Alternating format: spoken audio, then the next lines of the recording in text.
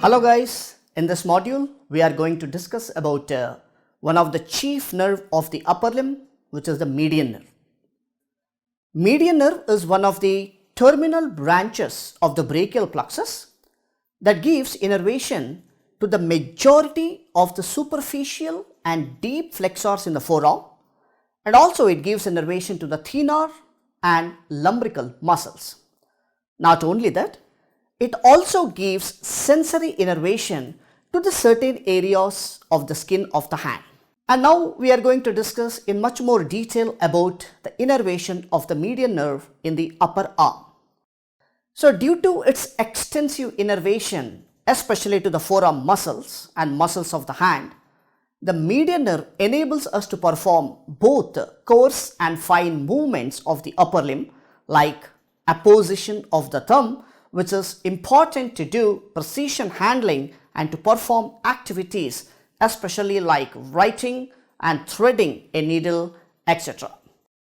So before going into the gross anatomy, let us discuss about the origin as well as the nerve roots of the median nerve. As you can see in this image very clearly, it contains the fibers from the roots of the spinal nerves C6 to T1. But in some individuals, it can also contain the fibers from the C5 too. So this is the origin of the nerve roots of the median nerve. Now let us see how the main trunk of the median nerve is formed. So here you can see very clearly with the formation, the median nerve is formed by the unification of the medial and lateral roots of the medial and lateral cords of the brachial plexus. This is how the main trunk of the median nerve is formed. Now let us discuss about the innervation. Median nerve supplies the flexor muscles of the forearm, almost all the flexor muscles of the forearm except flexor carpi ulnaris and medial half of flexor digitorum profundus, because these two are innervated by ulnar nerve. It also supplies thenar muscles as well as the radial to lumbricals. This is what you need to know about the motor innervation of the median nerve. So not only the motor innervation guys, the median nerve has a pretty interesting sensory innervation of the skin of the hand.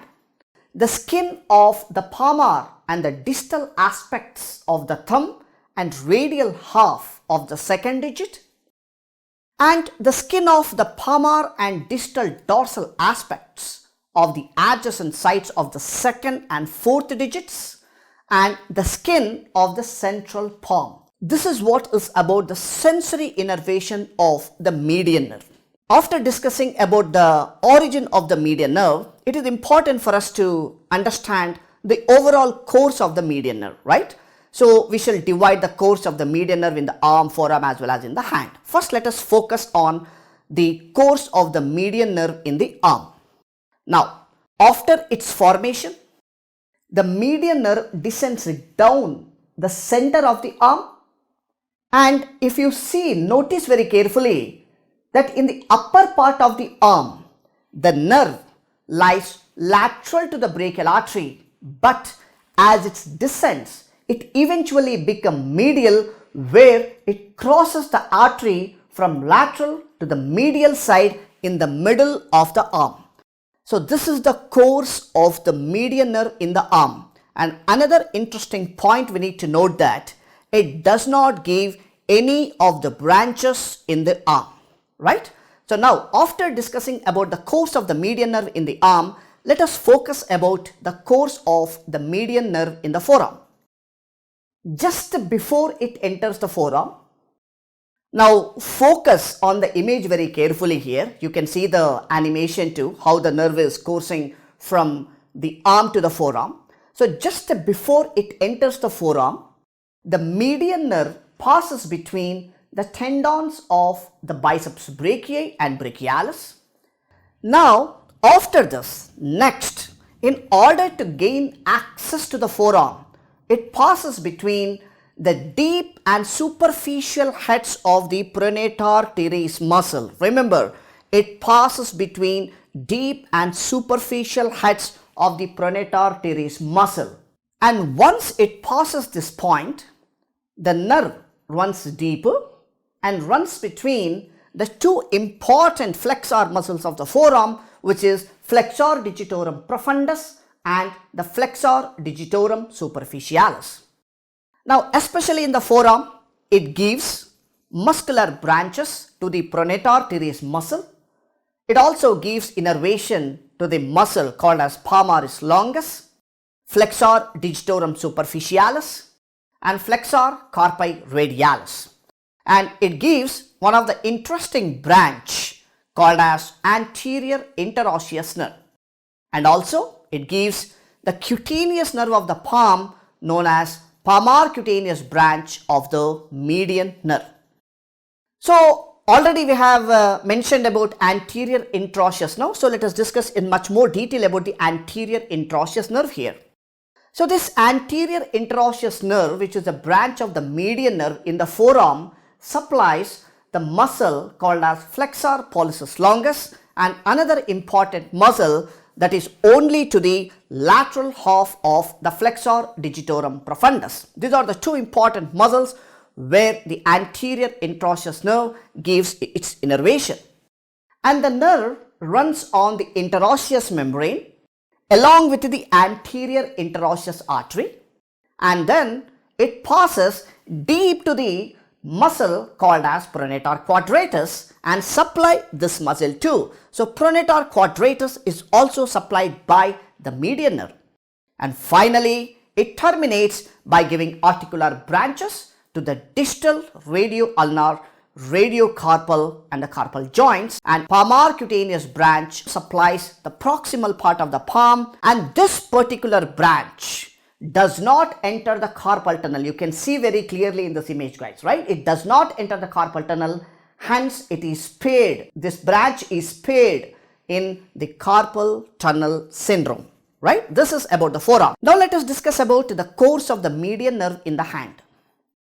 Median nerve passes through the carpal tunnel beneath the flexor retinaculum and divides to form two common palmar digital nerves, the first of which supplies the radial two lumbricals and a common branch between the index and middle fingers, and the second one runs between the ring and the middle finger and divides to give proper digital nerves. And the branch also provides sensation to the radial three end of fingers on the palmar aspect as well as nail beds of the index, middle and half of the ring finger via proper digital nerves. The median nerve also gives off a recurrent branch to the muscles of the thenar eminence, especially the muscles called as flexor pollicis brevis, abductor pollicis brevis and apponens pollicis. And it also has another name called as $1 million nerve to signify its importance for the basic hand function. The reason it is referred to as the recurrent branch is due to the course it takes. It wraps around the flexor pollicis brevis and then arches back to pass into the thenar eminence. This does not include adductor pollicis, which although moves the thumb is not a part of the thenar eminence and is supplied by the deep branch of the ulnar nerve. This is what is about the course of the median nerve in the arm, forearm as well as in the hand. Now let us talk about one of the important clinical scenario related to the median nerve injury, which is called as carpal tunnel syndrome. Carpal tunnel syndrome is a peripheral neuropathy which is mainly caused by the chronic or acute compression of the median nerve by the transverse carpal ligament. Remember the point, this is very important point for you to remember that this is the most common entrapment neuropathy of the upper extremity. That is, out of all the entrapment neuropathy of the upper extremity, 90% of all the cases are mainly due to the compression of the median nerve, that is the carpal tunnel syndrome. Now what are the causes? Etiology. There are like several occupational and non-occupational risk factors have been associated with this condition. So let us throw some light on some of the risk factors which are associated with the carpal tunnel syndrome. Most often it may be due to previous fracture of the distal radius, which is considered to be one of the most important risk factor, or traumatic dislocation of the lunate. So whenever there is a traumatic dislocation of the lunate bone is going to compress the nerve, or maybe because of the manual work. So there will be an increased risk in the workers using vibrating tools or prolonged, forceful and repetitive flexion and extension of the wrist. So occupational risk factors we can say. And some of the conditions like rheumatoid arthritis and other type of chronic inflammation of the tendon sheets can also cause a compressive neuropathy of the median nerve in the carpal tunnel. And other common factors include pregnancy, because the recent studies have shown that the carpal tunnel syndrome may affect up to 62% of the pregnant women. And some of the common risk factors include obesity, osteoarthritis, diabetes with peripheral polyneuropathy, and hypothyroidism. All these are considered to be the possible risk factors for the development of carpal tunnel syndrome. Now let us discuss about what is the pathophysiology behind this condition. Remember the point, any event or condition that increases the pressure within the carpal tunnel causes compression of the structures which are present within it, right? So whenever there is a compression of the nerve or compression of the structures, there will be impaired blood flow to the nerve itself, and there will be an alteration in the microvasculature structure within the median nerve, because the nerve also requires the blood supply. So whenever the nerve is compressed, the microvasculature which is present between the nerve also gets ruptured or compressed.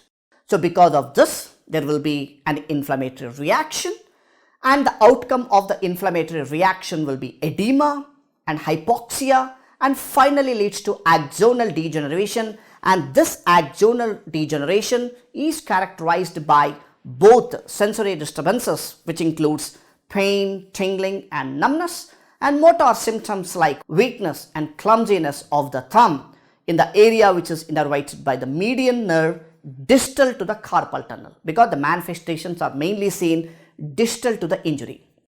So as I already mentioned about the palmar cutaneous branch of the median nerve, because which gives off branch before the nerve enters the carpal tunnel, therefore the palmar surface of the thenar eminence is spared.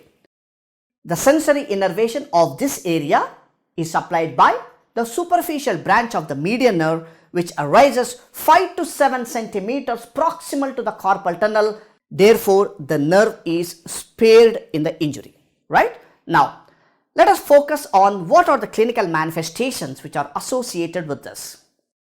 If the injury is mild to moderate, the sensory manifestations may be in the form of the palmar surface of the thumb, index and middle finger, and radial half of the ring finger. In these areas there will be a burning sensation, paresthesia, or loss of sensation or numbness, and especially these symptoms worsen at night. So therefore, especially in the cases, this is how they will mention that the symptoms worsen at the night. If the injury is moderate to severe, motor symptoms are most often seen, because motor symptoms are not commonly seen if there is a milder form of an injury, right, or if there is a less severe form of an injury.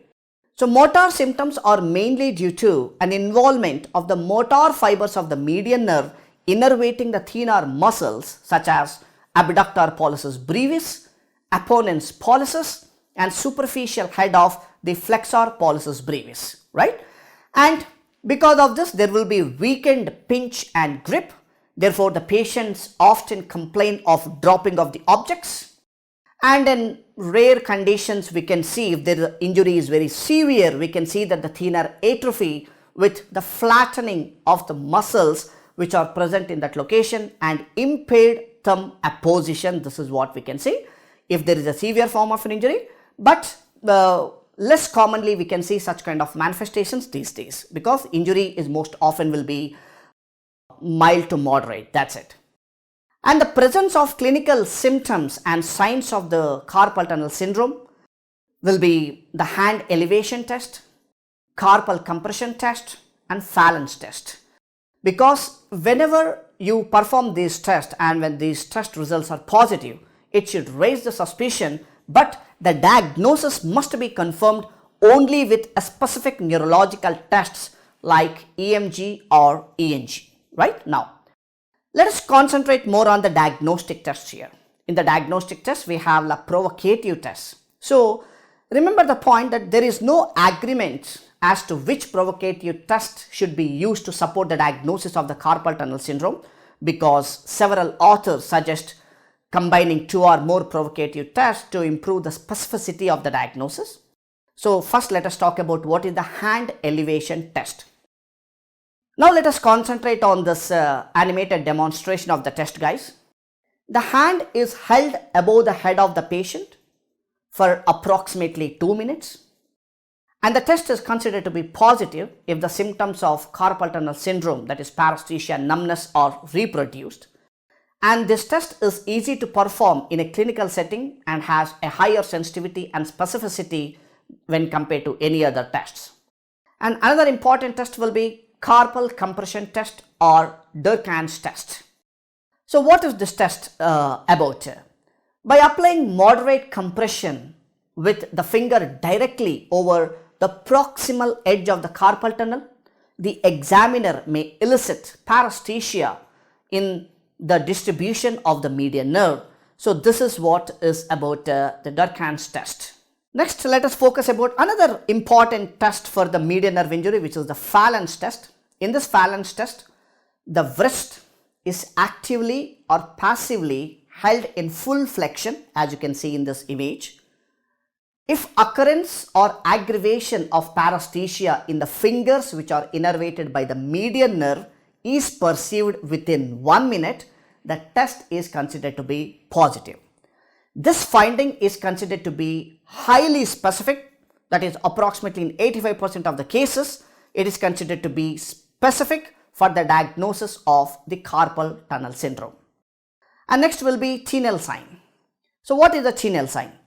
Percussion or tapping with the fingertips over the carpal tunnel leads to shooting pain and or paresthesias in the fingers that are innervated by the median nerve, called as Tinel sign, right? So these are the provocative tests, guys. But what are the electrophysiological tests for the diagnosis of CTS? The nerve conduction studies is considered to be the confirmatory test, and prolongation of the distal motor and sensory latency can be identified with this.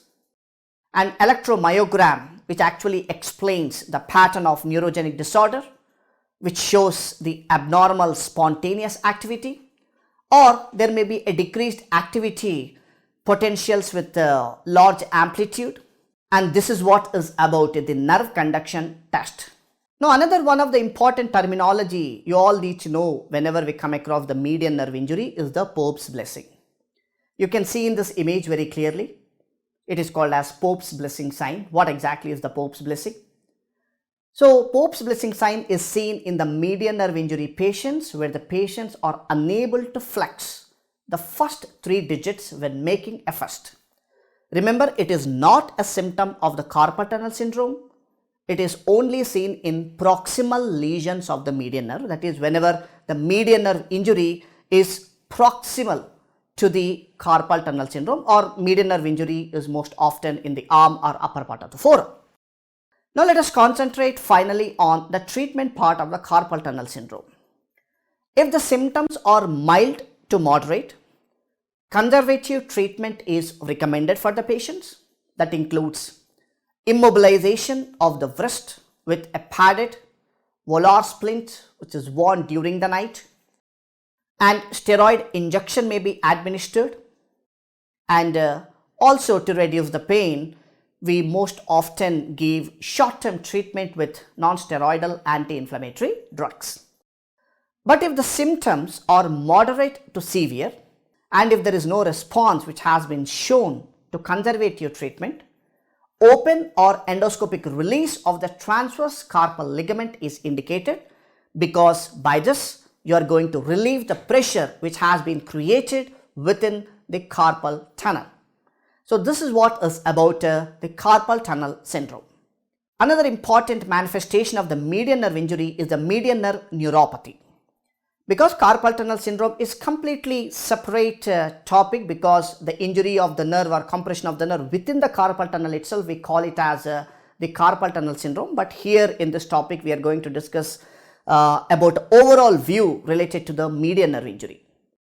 So the median nerve is a peripheral nerve. We know that it is originating in the cervical roots of the brachial plexus. We already discussed that in the origin. And we also know that it supplies motor innervation to the anterior forearm flexors, except the medial half of flexor digitorum profundus and flexor carpi ulnaris, right? We know. And the thenar muscles is innervated by the median nerve and two lateral lumbricals, as well as sensory innervation to the lateral palm and anterior lateral 3.5 fingers. This is what is the overview about the innervation of the median nerve. So, whenever there is an injury to the median nerve, motor as well as sensory deficits depend on whether the lesion is proximal, which means above the elbow, or distal, that is below the elbow. Because the proximal lesions presents with the hand of benediction. Remember, whenever you come across the hand of benediction, immediately you have to think that it may be because of the proximal lesion, that is injury of the median nerve proximal to the elbow. And distal lesions present with either a pinch sign, which is often called as anterior interosseous nerve syndrome, or in the case of carpal tunnel syndrome, which mildly impaired thumb and index finger motion. This is how you can identify the degree as well as the foci of the injury.